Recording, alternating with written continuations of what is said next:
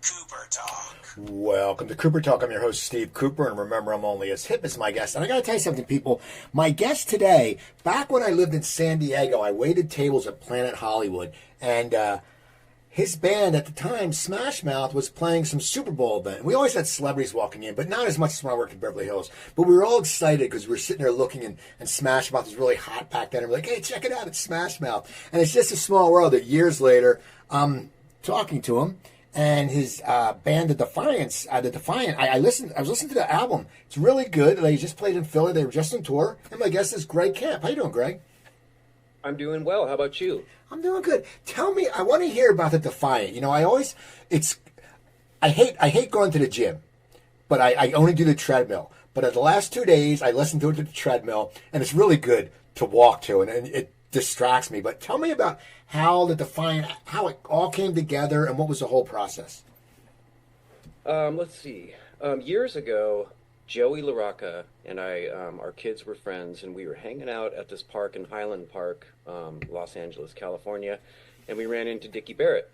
And our kids are all playing together, and we joked. This is like, pre-COVID. This is probably 2018, 2019, something like that. And we joked about maybe someday starting a band, and it was all giggles, and we walked away, and I stayed in touch with Dickie. In fact, I went to go visit him on set a few times at Kimmel, and we started our relationship there. I knew him from the road, but we weren't pals or anything. But anyway, fast forward to 2021, and I get a phone call from our mutual friend Joe Sib from Side One Dummy and 22 Jacks, Frontline. I know Jim. I know Joe. I did stand up with him as someone in L.A. I know Joe. Oh, okay, yeah. And now he's a big funny guy for a living, and he's great. Anyway, he's like, hey man, give Dickie a call. I think he would love to hear from you. The Boss Tones broke up. He left Kimmel, blah blah blah. And so I called Joey first, and I'm like, what's going on? This doesn't seem right. Something's happening here. Let's give him a call. And so we did. And he kind of gave us the rundown, and we started messing around with the idea of passing songs back and forth. And so I had a couple songs sitting there, and I played them for Joe Sib, and he's like, oh my gosh, right out of the gate, really? He's like, this is going to be insane. Let's get a band together. And so they ended up calling Pete Parada from The Offspring, who was also out of a job because of his stance and the hill he was standing on. And so that was the beginning of it. And then we brought Johnny Rio from Street Dogs on board, and we had a 5-piece band, and we started cranking songs out. We cranked about 20 songs out in a few months, and they were all good. It was really hard to actually, pick songs for the album. But we did, and how we did that was everybody has their own method of recording at home. I'd never even actually met some of these guys face to face. Like, I didn't know Johnny, and I didn't really know Pete yet. And everybody just started sending me their parts, and I assembled the album and sort of produced it. And then we sent that to TJ Rivera over at Shipwreck, which is Tim Armstrong's studio in LA, and he mixed the album, and all of a sudden we were like, wow, this is really good. And then we signed with Side One and another label called Acceleration, and Stormy Shepherd came on board as our booking agent at Leave Home, and we are off to the races. Now, when you get off the races, when you went on the road, okay, now it sounds like you did a lot of it from different studios. You guys really weren't in, because the music industry has changed that way. You don't have to be in studio with everyone now. I mean, they sent you stuff. So how was it when you guys went on the road? Did you have to do a lot of practicing together first? Because you're all skilled professionals, but you haven't played together. So how did that come about where you actually had to make a semblance of a live band? And I think it would also be harder because you all have good names in the industry. People are going to judge you more. Like, you just can't walk up if you're 5 guys just doing a jam at a bar. People are going to go, oh man, Dickie, we expect this, or we expect this from Greg. I mean, how was it? How did you guys learn to gel as you were ready to go on the road? I'm pretty sure you don't learn to gel. I think it's just something that happens or it doesn't. And we got together. I think that we've rehearsed maybe 4 times total in the history of this band. Most of it, it's like, hey, we're playing punk in the park. We're like, uh-oh, we better get together. And so we got together the night before. Fortunately, it just really fell into place. It was great right away. And, the other thing is, I'm blessed to be playing with guys that have been playing in other bands like their entire lives. And so everybody's very, very good at what they do. And also, being in bands with other people, that's something that you also need to be good at. So the writing, what was the writing process? As you said earlier, because I know, and I'm going to get to Smash Mouth later about your writing, because you wrote most of the song, all the songs there pretty much. What was the process here? Like you said, they would bring you the parts, and you would put them together. I mean, how was it? Did you you said each people different ideas, but was there any collaboratory writing, or was it everyone came to the table, like they saw yours and they said, holy shit, out of the box, these songs are great. So they're like, okay, we're taking them. But was there an actual sit down collaboration, or how did that work? The first 2 songs that I just basically, presented 2 songs that were finished, and nobody had anything to say, about what to change, or like, these are done. Let's just record those, which we did, and then that was almost a blueprint in a way. But Dickie had, already formulated an idea of what the record was going to be, and so what he would do was call me and say, hey, we have the first song, we have this third song, but we need something to the second song, and we need a 8th song, and we need a 5th song, and I'm like, okay, well, what does that mean? It's like, well, for the 4th song, I want sort of like a pub, like an Irish punk pub song. I'm like, no problem, let's do that. And so I would write something like some music and have a melody and maybe a few blah blah blah words, and like do a dummy vocal and send that to him. And I'm not joking with you, Steve. Within 24 hours, sometimes less than that, he would send me cell phone vocal part of a finished song. And I would just fly those cell phone vocals into my session, and that was kind of what we worked with, until we could replace the real vocals. And just so you know, sometimes we never did replace the vocals with a real microphone. We used cell phone vocals on a lot of this album. So. Isn't that great? Like when you think about it, like how the process has changed. As you said, years ago, this would never happen. Like you could be recording here and recording there, and I know people will record across the world. I know bands in England who record here. I mean, years ago you were screwed, man. If you weren't like around the corner and you weren't in LA, you were screwed. Yeah, or someone's dad had a studio in his basement or something like that. Some old reel-to-reel TAC, or 4-track or something like that. You could go do demos and things like that, but you don't need that anymore. You can do everything on your phone if you want, Yeah, now how is your songwriting changed over the years, and has it? Because I do stand up, and I was out of the business for a long time, and now when I get on stage, it's completely different. It's a completely different animal, and that's how I met Joe. Joe was talking about his kid. This was 12 years ago, some shithole called Michael's in Burbank, where you did a gig together, but you changed. Like, how have you changed as a writer? Because what you wrote early in your career has to change because you've grown.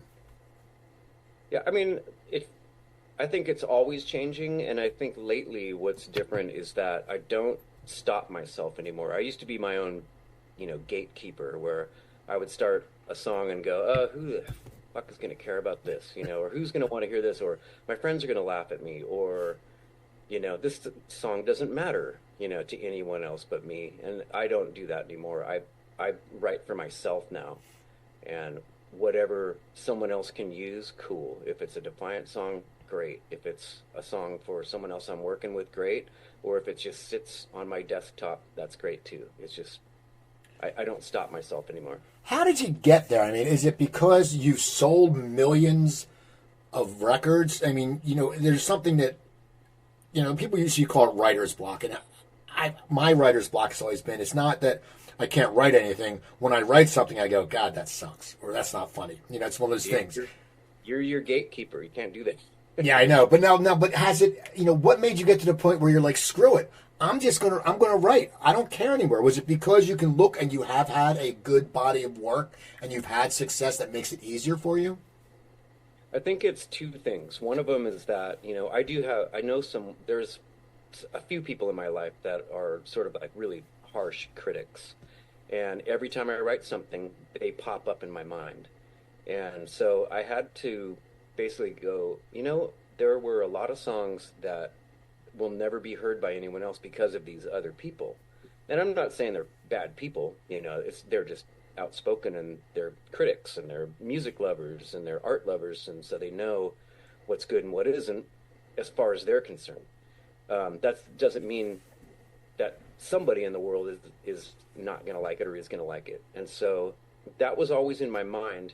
And the thing that pushed me over the edge, and this is a shameless plug, is the Rick Rubin book, is Creative Way. And that everything that I read, I feel like I already knew, but it's kind of like a country song. You hear a country song, you're like, damn it, I think I just said that last week, and now it's a chorus and it's selling millions of records. I'm like, shit, I should have written that down and made a song out of it. It's just, your gut feeling, you should always go with that. And I think that's how it changed. Now, when did you get into music? I mean, as a kid and as a teen, I know some people who started music very young. I know some people who started later in their life. But were you, because we're around the same age, what music were you listening to when you were younger, and is that what got you into music? Yeah, I mean, my parents had, turntables, and, they were always listening to music. There was always Ray Charles and, the Partridge Family and whatever was kind of happening at the time, the Carpenters, Johnny Cash, things like that. In fact, my first two concerts were Johnny Cash, and the next one was the Carpenters. And so I feel really, fortunate to be able to go to two pretty cool concerts as my first concerts. Jose Feliciano was in there. And so I had like a lot of different sorts of music that, was being blasted around the house. I started hitting things with, wooden spoons and became a drummer first, and then eventually a guitarist. And, those were my influences, were my parents and my older sister's records. Did MTV play any part in your musical taste? Because I know for me, like, we sat there and, we always said the Motley Crue guys, like the way they dressed, and we see all like the English, like Duran Duran, we're like, man, they're just so cool and hip. I mean, it's really amazing how much, and later you guys did some great videos with Smash Mouth, but it's really amazing how important videos were. I mean, were you one of those guys that was like, oh my God, Thriller's coming on at 9 o'clock, we got to watch it? Absolutely. I mean, I think MTV was the thing that made me want to be a rock star, and that's about as far as that went, and of course, you maybe you have dreams of, these big, huge dreams and everything, but I think MTV made you go, huh, I might be able to do this somehow, I think it changed things for a lot of people. So what's the path to you with Smash Mouth forming? Were you a guy who was in a bunch of bands before? Because you always people say, oh, I had some bands in high school, and I had some bands here, and I'm in bands. What was your path to getting Smash Mouth? I mean, how did it happen? Steve Harwell, rest in peace, and our original drummer, Kevin, came to this local little pub tavern where I used to play, and Paul Delisle, the bass player for Smash Mouth, we used to play in cover bands, 4 or 5 nights a week. That was our job. Sleep all day and play in these cover bands and, party all night and make cash under the table. That was kind of our gig. And these guys came and would come see us play all the time. They're like, you're going to be in our band. And I'm like, oh, really, am I? These guys were like thugs. They were car thieves. They were like drug dealers. They were like scary dudes, and all their friends were scary. Friendly enough guys, but you didn't want to be on the business end of them. And but they were super cool to us, and they were super fun, and they would buy us drinks, and they kept bugging me about, this band that they already had a name for it, Smash Mouth. And they were like, all we need is a guitarist and someone who can write songs, and we'll need a bass player someday, and we're going to do a photo. We're going to come to your house tomorrow morning, and we're going to do a photo shoot. And I'm like, really? I'm like, okay. And they basically sort of talked me into giving them my address, and they showed up sure enough at like 9 o'clock in the morning, and all of a sudden we had a band photo, and we started making songs. They couldn't sing, they couldn't play instruments, they weren't really musicians. They were like I said before, they were sort of street dudes. And something just made me go, I don't know, this is kind of fun and dangerous, and these guys are weird, and let's just try something. And it was really fun to hang out with them. And Steve just said, he's like, I guarantee you I will get us a record deal. He's like, that's what I do. I will be able to do it. He had a record deal before as a rapper. And and he did it, man. Was it frustrating for you though? I know it was fun, but you're someone who you're a musician. As you said, these guys that can't sing, they're sort of thugs. I mean, it has to be. It's not that that's like your first idea. Like, oh, the band, I'm going to be in a band, and I'm going to be with these thugs. I mean, was it frustrating for you, being from a musician standpoint, because you knew how to play music, and then you're probably thinking, well, what the fuck if I write these great songs and these guys screw them up? I mean, was there any frustration or trepidation going for you at all?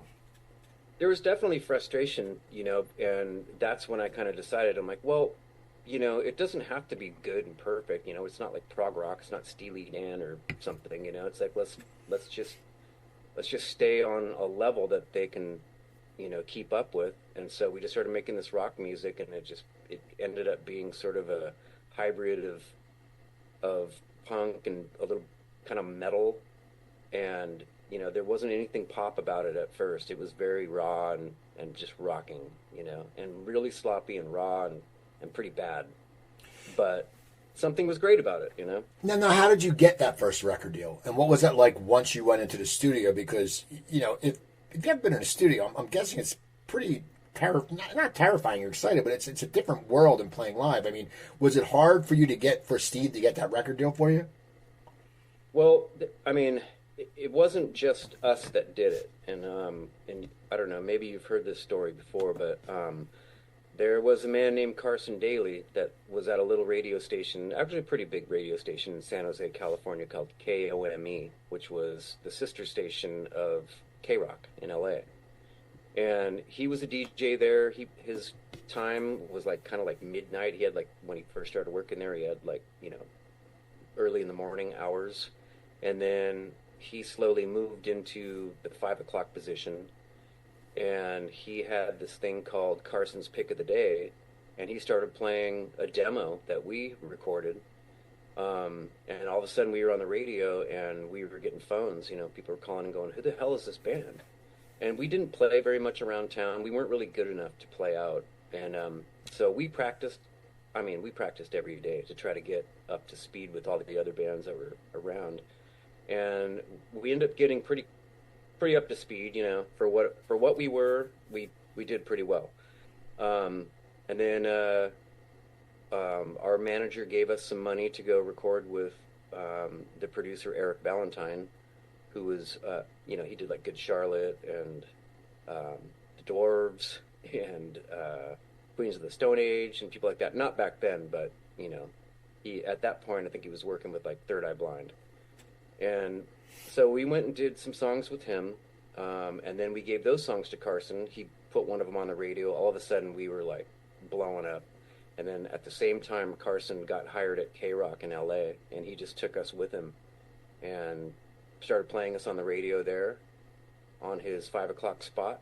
And Kevin Weatherly, who was the program director at K-Rock, put us into rotation. We had no record deal yet. The next day we did. After he put us into rotation, it only took, not very many hours before we were sitting in an office with Jimmy Iovine and Tom Wally and Ted Field over at Interscope Records. Now, do you remember the first time you heard yourself on the radio? Because you said it was, was there, because a lot of people always go, I was driving down Sunset Strip. What was the first time you heard yourself? The first time I heard myself on K-Rock, on world-famous K-Rock, was I was laying down flat in the back of Carson Daly's flatbed, or his, Toyota truck, going over, I don't know which canyon hill it was in Los Angeles. We were going to his house, and he opened the window. He's all, dude, listen. And it was bum, bum, bum, bum, bum. And I was like, oh, here we go. Here we go. Now, what was your writing process back then? Did you do everything? Did you write the lyrics, the music, and arrange everything? I mean, and if you did, I'm sure you did, because it always says music written by Greg Kemp, so it's you. But how do you write for a lead singer? Like, how do you sit there and go, it's, of course you're a guitarist, so you want to have like some great parts for you, but you know that people aren't going to listen to like 35 seconds of guitar and then 2 seconds of singing. So how did you attack the writing for the band? Right. Well, I mean, I've always written songs, and so it wasn't like something new for me. But writing for Steve is different. Like melodically, you had to keep it kind of simple. He wasn't, a like super accomplished singer. He was more, he had his own style, and so I basically I kind of had to morph into him and write something that he would say and the way he would sing it, and then I would demo those, for him so he could like get an idea of like, rhythmically where things were supposed to land, and he would just mimic that and put his amazing character on it, which was larger than life. I don't call myself a lead singer, but I love writing for people who sing. So. Now, Walking on the Sun becomes popular, becomes a hit. So how's it changing for you guys? Because once again, you go from, you didn't really play that much, and then you're getting played on the radio, then you're in rotation, and then everybody knew that song. That was one of the songs, and it reminded people of summer. It was just a good song. How does it start changing for you? When do you sit there and go, man, you know what? I think we got something here, because this is a hit. I mean, how was your touring? What happened with touring when that song started breaking? Yeah, I mean, like, as soon as we had a record deal, and it seemed like maybe 30 days later, we were standing on a stage at the 930 Club in Washington, D.C., opening for Sugar Ray. And that was the beginning. That was like a month-long tour, and that was our introduction to the road. And we learned everything we could in 30 days, and because after that, I think we were home maybe for a few days, and then another tour started. And while we were on that tour, another one was added and they started overlapping. And so we were gone for like, 2 years or something like that. And then, of course, a few months into it, you got Tom Whalley and Jimmy Iovine saying, hey, we need another record. You guys got songs? And we're like, ah. And so I had to start writing for that. So touring and then writing, and then as soon as I got home, I was in my own little studio, my home studio, demoing songs for the next record, and then in the studio at the same time we were on the road and going to Europe and going to Japan and going all these places and trying to get a record in the can so we could just keep the momentum going. At that point, we were already been called the one-hit wonder, and so we had to prove them wrong and have something even better than Walking on the Sun. Well, how much pressure is that for you? Because you're the songwriter. I mean, that shit comes right down on you. As you said, everyone, and it's funny, everyone wants to always, people love, oh, that's a one-hit wonder. It's so funny. Like, a lot of people don't want to see bands do good. They go, oh, yeah, they have one hit and they're gone. But how much for you, was it something that would keep you up at night? Because we all, if you're creative, sometimes you wake up, you worry. And then you sit there and you go, oh, what am I going to do? I mean, how did you handle it? Because then you turn around and you All-Star blows up. But what was your mental capacity? Because besides, you're on the road, you got to do radio in the morning. You got to do all that bullshit that people don't know about. They just think, oh, rock, the rock guy is just partying. But how did you mentally keep the shit together? And then, I mean, was it easy for you to focus when it was? I mean, Jimmy Iovine saying we need another record. It's not like Joe Blow saying it. It's Jimmy Iovine. Right. I'm sure it was tough. I don't remember it well. But I mean, I'm sure it was tough because I freak out now. When someone's waiting for something from me, it's like it's hard for me to sleep. I wake up and work at night. But I think back then, like being on the road and having the pressure of not just the record company, but your bandmates, depending on you, counting on you to not turn in a turd, you got to turn in some winners. And I know that it was stressful, but I can't really recall. Where did All Star come from? Because I want to ask you something. And I do a lot of business networking, and I'm involved in the business world. And I hate when people call business people or entrepreneurs rock stars. I just hate it. It's a pet peeve of mine because I always say a rock star is it's like a doctor. It's a deserved thing. You write songs. You've toured the world. You sing it. You're a rock star. You sing it all star.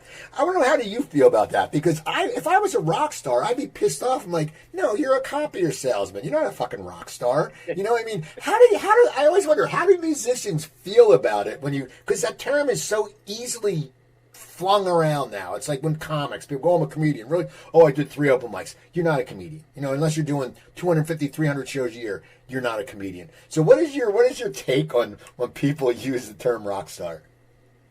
I don't know. I mean, it's just at this point, it's a term, I mean, back in the day, it's like, Aerosmith, they were rock stars. Van Halen were rock stars.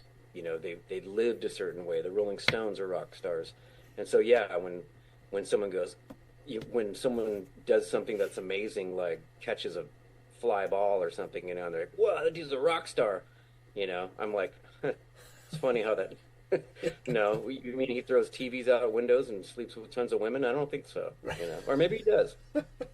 So where did All Star come from, though? Do you remember? Because it was such a huge hit, and it was just catchy. It was one of those things that people just remember that, and it's, once again, like a lot of your music, it makes you feel good. I mean, it's got a good pump to it.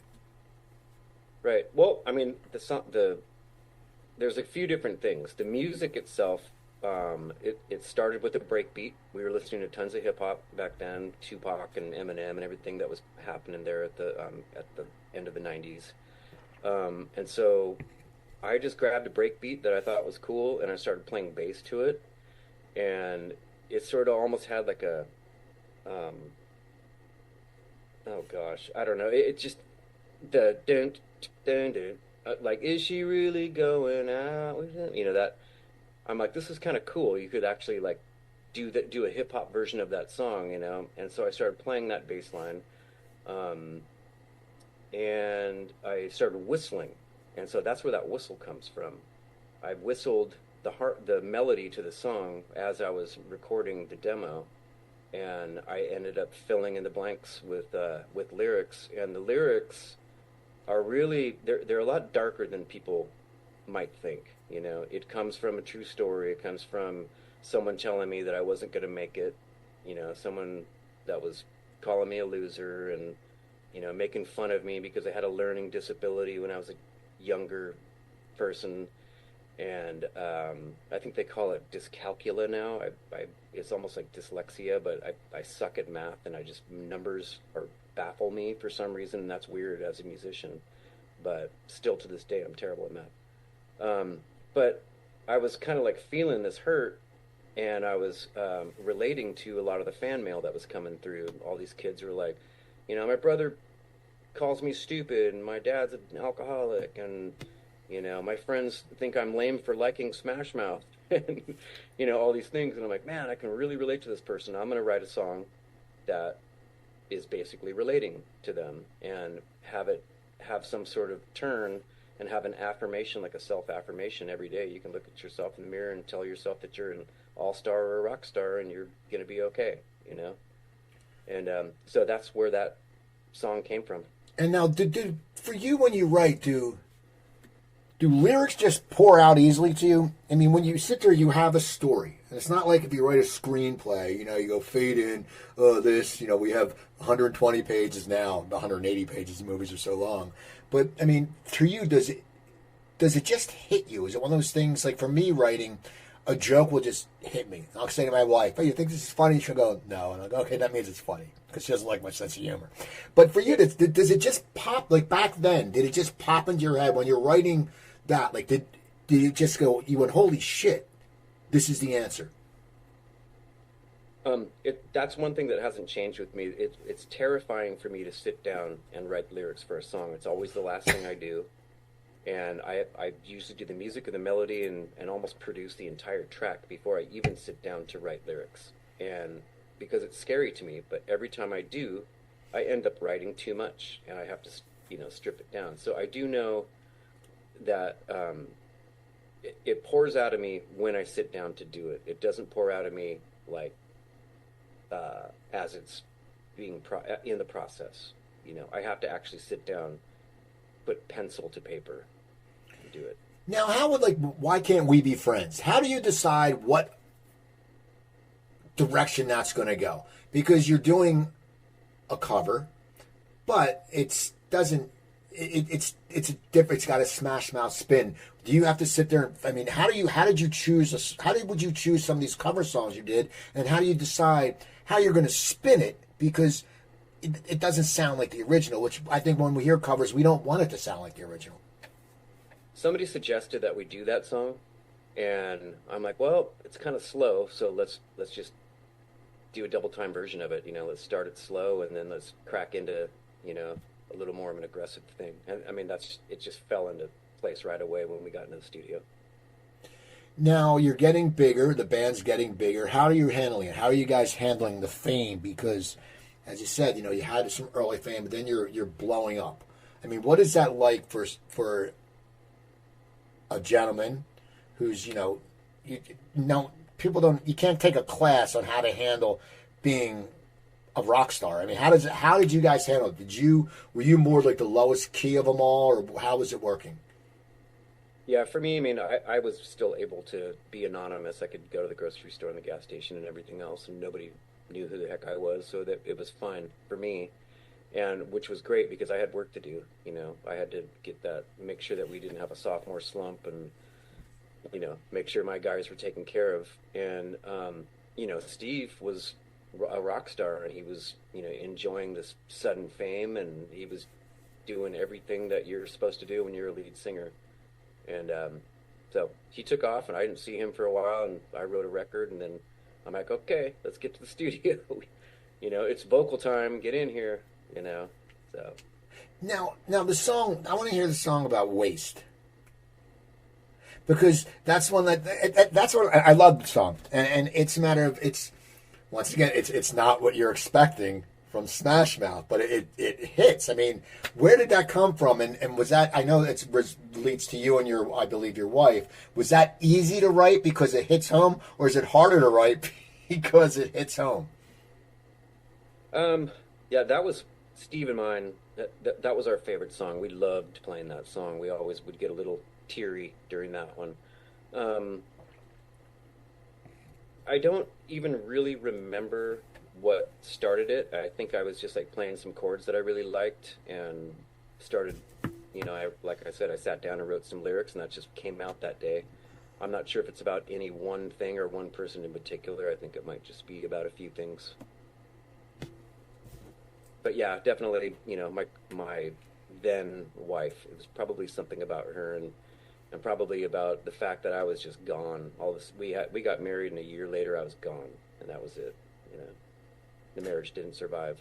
Now the band is blowing up, and then what happened? Why did you end up leaving the band? I always wonder what happens, because you're the cat. I mean, I know Steve's the singer, but you're the catalyst. You're the writer. I mean, without you, people were going to go, oh, well, there's something different. What happened? It was a combination of things. I understood that Smash Mouth was a brand. There was nobody else doing what we were doing. There was a 60s element to it. There was, a ska punk element to it. There was this bachelor pad lounge element to it. And we had that market cornered. No one else was doing it the way we were doing it. And I wanted to stay in that lane. And Steve wanted to venture off into, he wanted to be bigger. He wanted to be more in the, in sync category. He wanted to, have super pop hits. And so we started writing with other people, and, other songs were coming in from outside writers, and I didn't really like them. And I felt, threatened by it, because my role in that band was to write songs and sort of be, the initial producer of these things and what they were going, the direction they were going, before they hit the real producer, the real producer.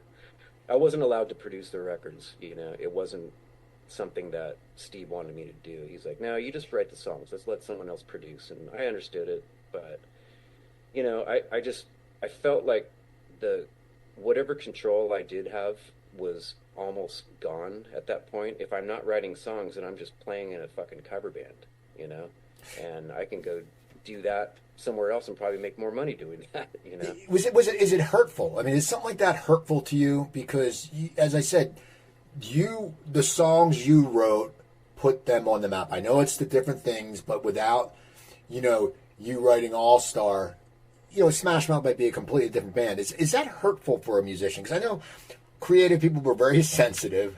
We get pissed, like hurt over anything. I get hurt if something like, I hurt someone's feelings. Like I answered an email wrong or something. But is it hurtful for you? And how do you deal with that as an artist? Because, you're good, but you feel like you're getting a little pushed out.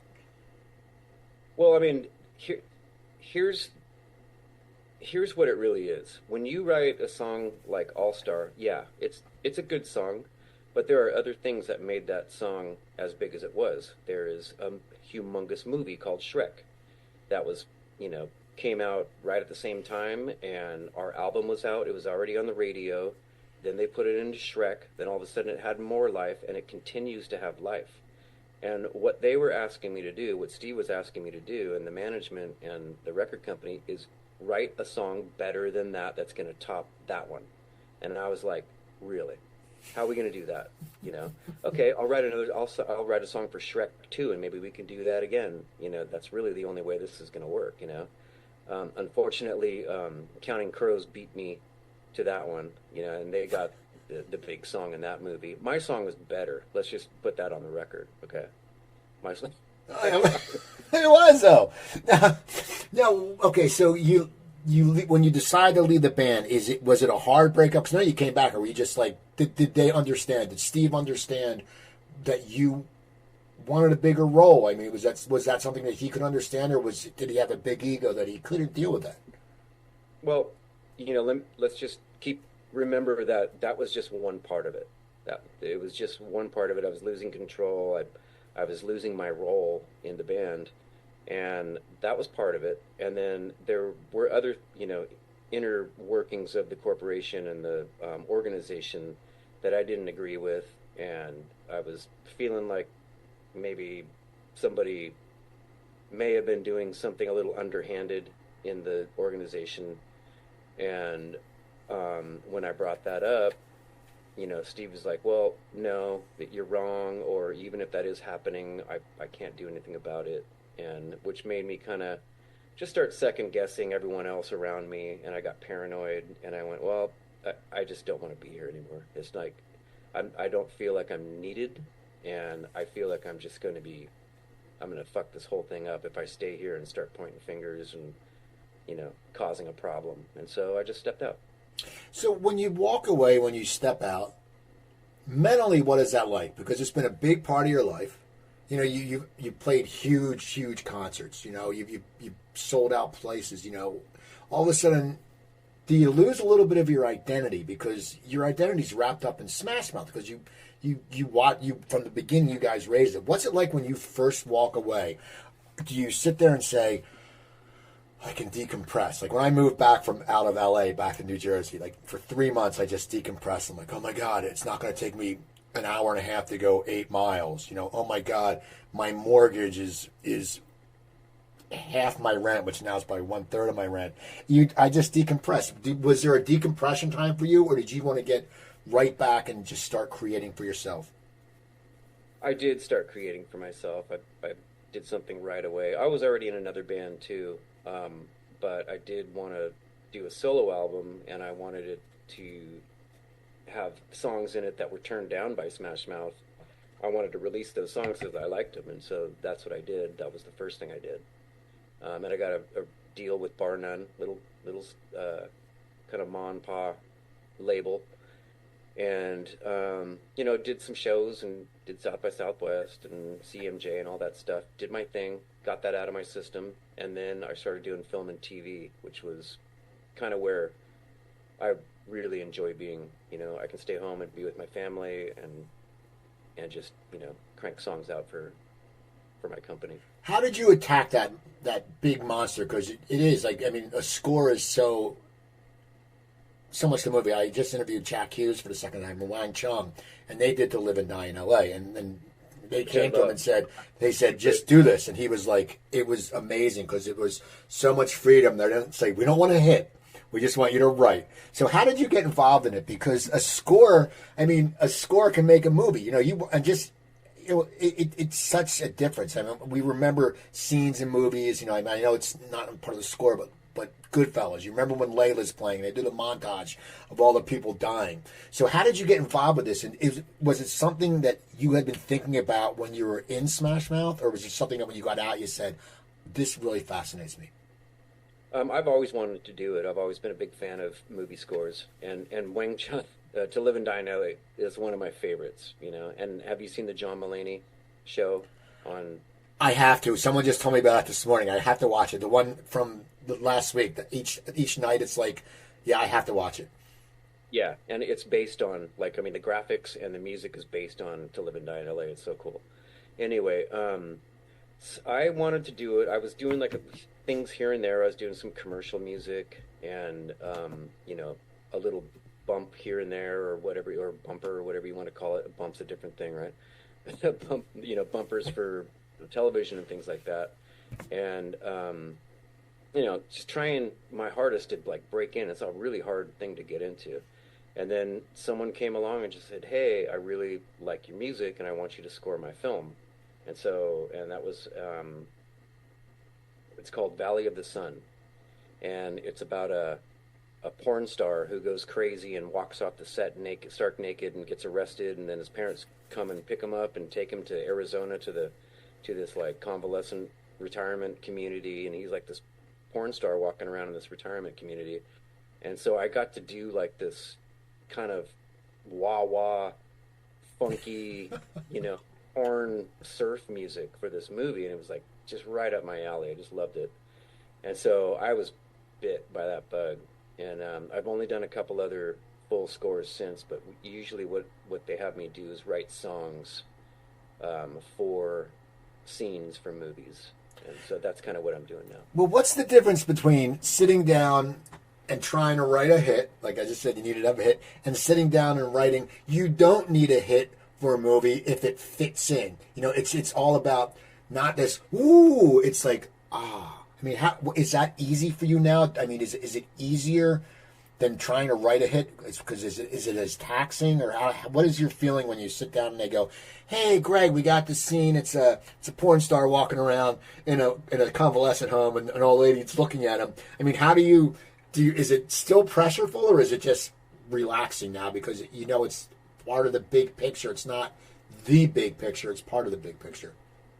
It's different because a movie director, is a lot of times, people in film are people who wanted to be in music, and people in music are wanted to be in film. It's sort of oh, I wanted to be a movie star, but I ended up being the lead singer of Van Halen.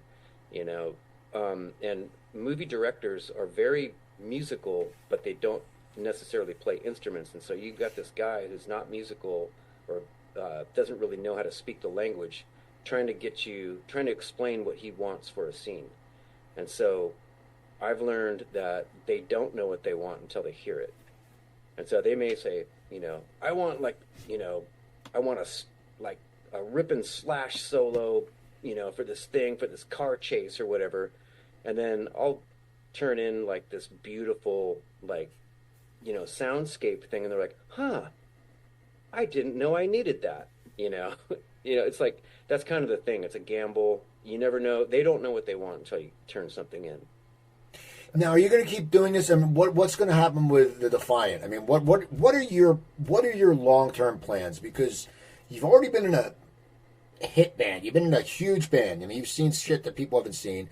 You're doing something you love now with the scoring, and then you get the Defiant, which is just has to be fun because you guys are all seasoned veterans. It's like getting, what are your plans? Where do you see yourself going, or do you just let shit happen and you take it from there? I do kind of let shit happen as it naturally happens, because I definitely don't try to force things. I'm not trying to. I live in Nashville, but I'm not trying to write a country hit. I just kind of, if someone says, "Hey, you want to get together and see what happens?" Yeah, why not? But tonight I'm going to go see a band that and they're asking me to write songs and maybe do some production. I love producing and developing young people and trying to share my wisdom and what to and what not to do's to them. What do you love about producing? I get to be alone. No, I love people. I get to do it on my own time when I can. I've got my studio. It's not finished right now, but I get to come down here at 3 in the morning if I want to, and if something's on my mind, I get to just lay it down. So I like that part. Now, looking back at your career, what are some things that make you very proud of your career? Like I was talking to someone, I talked to an actor, Scott Cohn, has been in a bunch of TV stuff, and he said what makes him proud is he actually paid his kids through college doing something he loves, doing his craft, and that makes him very proud, which to some people probably think, oh, that's nothing, but actors have it so hard. But what are a few things that make you proud when you look back at your career, which has been very successful? What are you proud of? I'm proud that I was able to prove a few people wrong. I'm proud that I was able to bring some of my closest friends, out of poverty and into a nice, comfortable life now. I'm proud that I can provide for my kids. I'm proud that the song All Star keeps the power on. I mean, it's the gift that keeps on giving. There's actually an off-Broadway play being developed right now that is the only song in the entire play is All Star, and every scene has a different version of that, different lyrics, different way. I'm like, those are things that make me proud when I walk into a grocery store and it's on, and there's a little kid standing behind me in line singing the song that wasn't even alive. Maybe his parents weren't even alive when that song.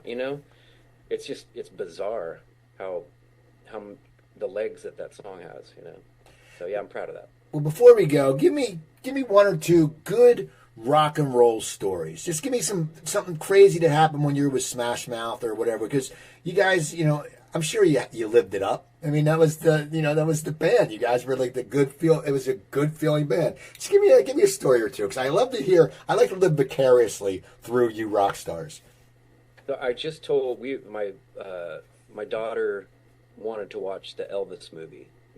The recent movie Elvis, and so we were watching that last night. And when they're down there on Beale Street, and Little Richard is up there, playing piano and singing, and he's like super flamboyant and everything, and she's like, who's that? And I'm like, well, that's Little Richard. I go, one time I met him, we were in an elevator at the Riot Hyatt, they used to call it in Hollywood. We were coming down, we jumped in the elevator, and he was already in there, and it was the Smash Mouth guys, a couple of them, and he's looking at us and he's like, you boys remind me of some boys that I used to know. Those boys were called the Beatles. In a super flamboyant accent, and we just that could have been the end of our career, and we wouldn't have cared. When Little Richard says something like that, he knows who you are, and he's heard your song, and he was like, you guys got something going on, and that was an amazing story, an amazing time. There was one other story that I love to tell, and that was this was also on the first album on the tour. We got to do 6 dates with U2, and the first, I don't know which night it was, but it was Halloween, and we decided to dress up as old dead 60s housewives. So we had these beehive hairdos and these muumuus on, and we had blood all over us, and we were just kind of messing around in the in our dressing room, and all of a sudden the phone, which was a locker room at the Enormo Dome someplace, and we pick up the phone, and it's McGinnis, and he's like, hey, the girls want to come down and say hi, and we were like, oh, right now, really? We're dressed as women with blood all over us, which was, of course, not very PC. And so Bono and Adam come walking in the door, and they were like, hey, we really loved your song, and they were wheeling in a few cases of Guinness, and they were like, welcome to the tour, and blah, blah, blah. And we have some music playing, and all of a sudden, Bono grabs our keyboardist, Michael Klooster, who's dressed up as a bloody woman, and starts waltzing him around the backstage to the music we're listening to, which was probably, you know, like Billie Holiday or something. And it was just surreal. And I actually filmed it, and I've never shown it to anyone, but yeah, anyway. Well, that's awesome. And Greg, I want to thank you for coming on. People, go to gregcampmusic.com. You can also go to the defiantofficial.com. And so the Defiant, the album, they can find it anywhere, right? Anywhere, yes. We're running out of vinyl. We can't keep those stocked. You know, we just got back from tour, and I think we sold out. So people, go check him out. Go check out Greg. Go listen to Smash Mouth. You'll enjoy it. Go listen to All Star. It keeps his electricity on. So buy an album. And go to my website, coopertalk.net. You can find 1,007 episodes. You can email me at cooper@coopertalk.net. On Twitter, I'm at CooperTalk. Instagram, I'm at CooperTalk1. Remember, I'm Steve Cooper. I'm only as hip as my guest. Don't forget, drink your water, eat your vegetables, take your vitamins, and I'll talk to you next time. Thank you.